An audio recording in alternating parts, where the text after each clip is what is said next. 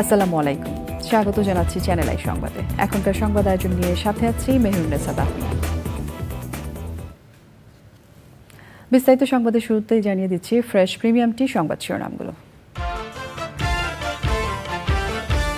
ইরানের পাল্টা হামলার প্রস্তুতিতে ইসরায়েলে উচ্চ সতর্কতা, হামলা না চালাতে বাইডেনের কড়া হুঁশিয়ারি। বাংলা বছরের শেষ দিন চৈত্র সংক্রান্তি উদযাপন, বিশেষ খাওয়া দাওয়া সহ নানা আয়োজনে শান্তি আর সুস্থতা কামনা।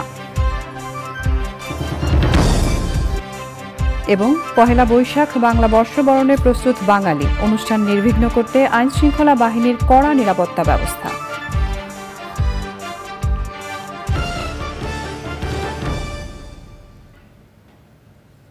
এছাড়াও নিটোল টাটা বিশেষ সংবাদে যা থাকছে।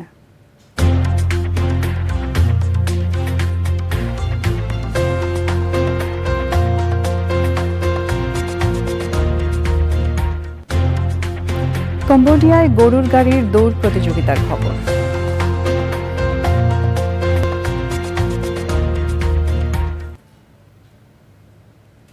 সংবাদ শিরোনামগুলো জানাচ্ছিলাম। এখনকার এই সংবাদ আয়োজন একই সঙ্গে চ্যানেল আই এর ইউটিউব চ্যানেলে এবং চ্যানেল আই এর ওটিটি প্ল্যাটফর্ম আই স্ক্রিনে লাইভ স্ট্রিম হচ্ছে।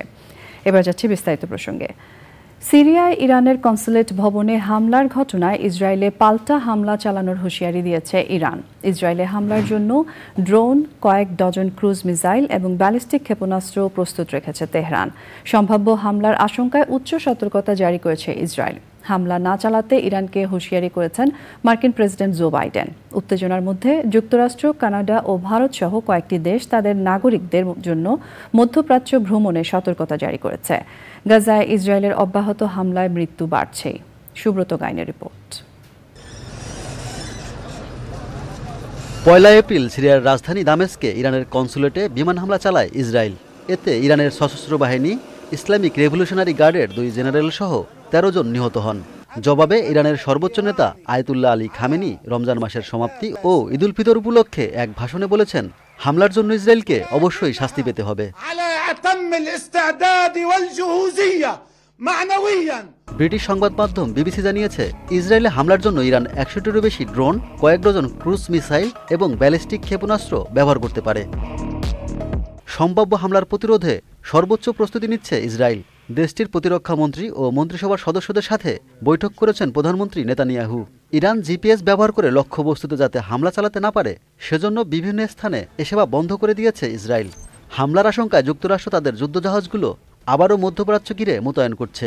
ইসরায়েলকে বিশেষ ধরনের প্রতিরক্ষা যান আয়রন ক্লাড দেওয়ারও প্রতিশ্রুতি দিয়েছে যুক্তরাষ্ট্র। মধ্যপ্রাচ্য জুড়ে উত্তেজনার মধ্যে মার্কিন প্রেসিডেন্ট জো বাইডেন এক সংবাদ সম্মেলনে জানিয়েছেন, ইরান দ্রুতই ইসরায়েলে হামলা চালাতে পারে। ইসরায়েলকে রক্ষার প্রত্যয় জানিয়ে তিনি বলেন, ইরান সফল হবে না। তাই ইসরায়েলে হামলা না চালাতে ইরানকে কঠোরভাবে সতর্ক করেছেন বাইডেন।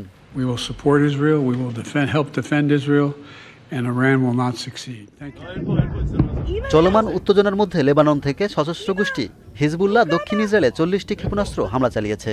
এ পরিস্থিতিতে যুক্তরাষ্ট্র, যুক্তরাজ্য, ভারত এবং অস্ট্রেলিয়া সহ বেশ কিছু দেশ তাদের নাগরিকদের জন্য মধ্যপ্রাচ্য ভ্রমণ সতর্কতা জারি করেছে। ওদিকে অব্যাহত ইসরায়েলি হামলায় মধ্য গাজায় ৫ ফিলিস্তিনি নিহত ও অন্তত ৩০ জন আহত হয়েছেন। পশ্চিম তীরে ইসরায়েলি বসতি স্থাপনকারীদের হামলায় ১ জন নিহত ও কয়েকজন আহত হয়েছেন। ঘরবাড়িতে আগুন দেওয়ার পাশাপাশি রেড ক্রিসেন্টের অ্যাম্বুলেন্সে গুলি চালিয়েছে তারা। Subrata Gain, channel I.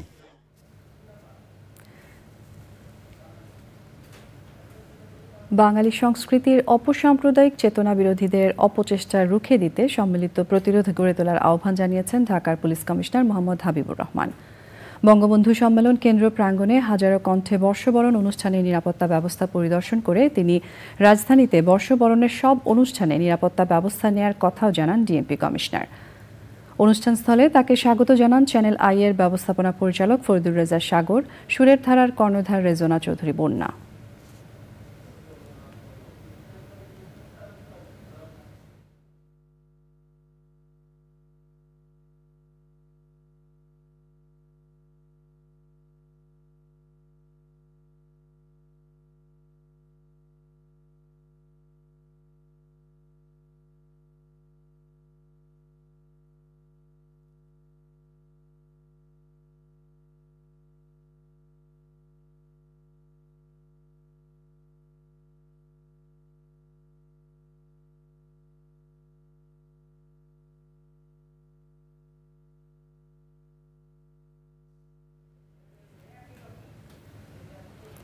বাংলা বছরের শেষ দিনে চৈত্র সংক্রান্তি উদযাপন করেছে বাঙালি। ঈদের আমেজ না ফুরাতেই পুরনো বছরকে বিদায় জানিয়ে বাংলা নতুন বছর বরণ করে নিতে প্রস্তুত জাতি। নানা ধর্মীয় আনুষ্ঠানিকতায় চৈত্র সংক্রান্তি উদযাপন করেছেন সনাতন ধর্মাবলম্বীরা।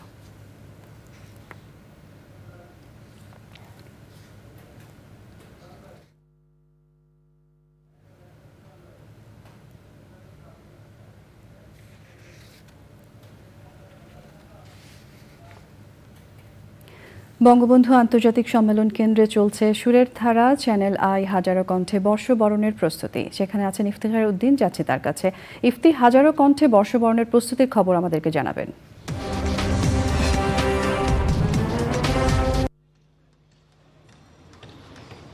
তামিনা, আমি এখন আছি বঙ্গবন্ধু আন্তর্জাতিক সম্মেলন কেন্দ্রে। আগামীকাল পহেলা বৈশাখ, নতুন বছরকে স্বাগত জানাতে বাঙালিরা নানা ধরনের আয়োজন করছে। তারই ধারাবাহিকতায় গত এক যুগ সময় ধরে চ্যানেল আই এবং সুরের ধারা যৌথভাবে আয়োজন করে আসছে যে হাজারো কণ্ঠে বর্ষবরণ। এবারের হাজারো কণ্ঠে বর্ষবরণ অনুষ্ঠানে সকল ধরনের প্রস্তুতি প্রায় সমাপ্ত হয়েছে। সেট নির্মাণ করা থেকে শুরু করে শিল্পীদের মহড়া চলছে। এবারের যেই হাজারো কণ্ঠে বর্ষবরণ, এই বর্ষবরণ বিকাশ নিবেদিত এবং এর পাওয়ার্ড বাই বার্জার এবং সহযোগিতা করছে সানসিল্ক। এখানে অন্তত দেশি বিদেশি বিভিন্ন অতিথিরা আসার ব্যবস্থা আছে এবং তারা এখানে আসবেন। এবং এই যে এবারের যে সব বিষয়ে, যে সুরের ধারার এবং চ্যানেল আই হাজারো কণ্ঠ বর্ষবরণের যে বিষয়গুলো, সার্বিক বিষয়গুলো তদারকি করছেন চ্যানেল আইয়ের ব্যবস্থাপনা পরিচালক ফরিদ রেজা সাগর এবং সুরের ধারার কর্ণধার রেজওয়ানা চৌধুরী বন্যা। আমরা যতদূর জানতে পেরেছি যে এবারের যে আয়োজন, সেই আয়োজনটিকে আরও সমৃদ্ধ করতে এবং সৃষ্টিশীল এবং নান্দনিক করতে সকল ধরনের প্রস্তুতি ইতিমধ্যেই সম্পন্ন হয়েছে। শিল্পীরা রিহার্সাল করছেন এবং ভারত থেকে বিখ্যাত সঙ্গীত পরিচালককেও এখানে আনা হয়েছে, যিনি এখানের সঙ্গীতের যে বিষয়গুলো সেগুলোতে তিনি নির্দেশনা দেবেন। এবারের যে আয়োজনটি, এই আয়োজনটি আসলে প্রতিবারের যে সকল আনুষ্ঠানিকতা আছে সেই আনুষ্ঠানিকতা ছাড়িয়ে একটি বর্ণিল আয়োজন হবে বলে আশা করছেন আয়োজকরা। তামিনা। জি ইফতি, আপনাকে অনেক ধন্যবাদ। প্রিয় দর্শক, সংবাদের এই পর্যায়ে আমরা নিয়ে নিচ্ছি একটা বিরতি, এবং বিরতির পর আরও যা থাকছে।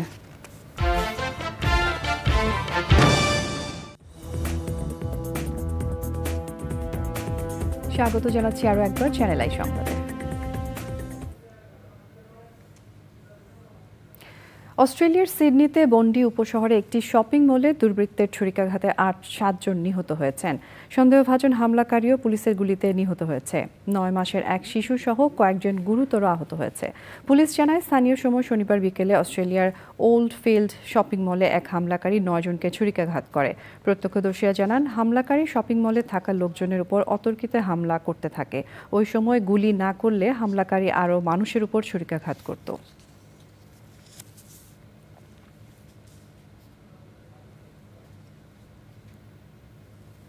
এবারে রয়েছে নিটোল টাটা বিশেষ সংবাদ।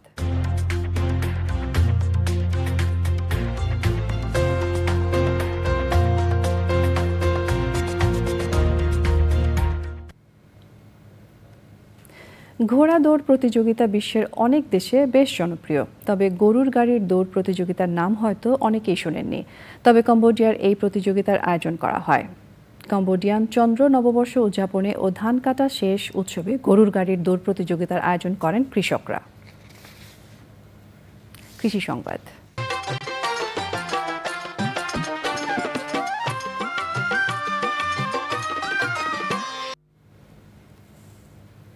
কুলসহ মিশ্র ফল বাগান করে সফল হয়েছেন মাগুরা সদর উপজেলার রাউতরা গ্রামের নাসির হোসেন। 2014 সালে অন্যের জমি লিজ নিয়ে উদ্যানতত্ত্ব বিভাগের সহায়তায় কুল ও পেয়ারা চাষ করেন তিনি। বর্তমানে তার মিশ্র ফল বাগানের পরিধি 42 একর।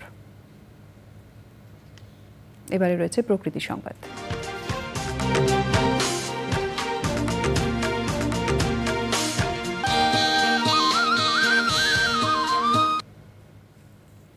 সুনামগঞ্জের দুর্গম হাওরের নলকূপ থেকে চাপ ছাড়াই দিনরাত পানি বের হচ্ছে। নলকূপের ওপর দিয়ে বাতাসের সঙ্গে বের হচ্ছে গ্যাস।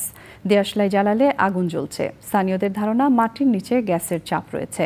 এ বিষয়ে বাপেক্স এবং পেট্রোবাংলাকে দ্রুত কার্যকর ব্যবস্থা নেওয়ার তাগিদ দিয়েছে প্রশাসন। প্রিয় দর্শক, সংবাদে এরই সঙ্গে আমরা নিয়ে নিচ্ছি আরও একটা বিরতি, এবং বিরতির পর খেলার খবরে যা থাকছে। আইসিসি টি-20 বিশ্বকাপ ক্রিকেটের থিম সং প্রকাশ, গাইলেন গ্র্যামি অ্যাওয়ার্ড জয়ী গায়ক শন পল ও ট্রিনিদাদিয়ান কেস।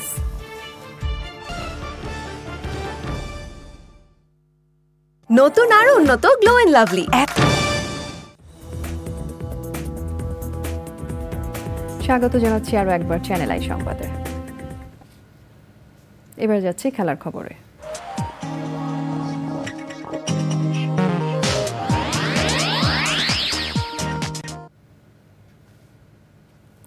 দোসরা জুন যুক্তরাষ্ট্র এবং ওয়েস্ট ইন্ডিজে শুরু হচ্ছে আইসিসি টি-20 বিশ্বকাপ ক্রিকেটের নবম আসর। 20 দল 55 ম্যাচের এই আসর আইসিসির আয়োজনের বৃহত্তম ক্রিকেট টুর্নামেন্ট। ক্রিকেটকে বৈশ্বিক রূপ দিতে